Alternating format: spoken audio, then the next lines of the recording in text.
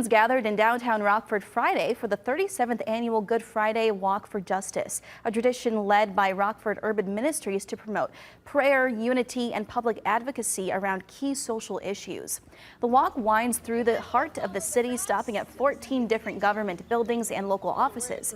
At each stop, volunteers reflect on biblical texts and tie them to current justice concerns, from poverty to housing and healthcare, and highlighting the services available to residents.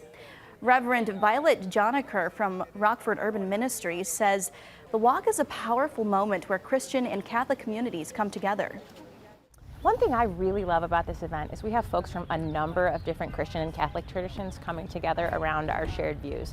So even though we might have differences in theology, differences in practice, this is really something that unites the community, and that it's been going on nearly 4 decades of doing this is a really powerful tradition. I absolutely believe that the community needs to come together around a lot of issues, and considering where we're at right now with so much uncertainty in the world, I think it's important to talk about them, and I think it's important to come together and provide some unity.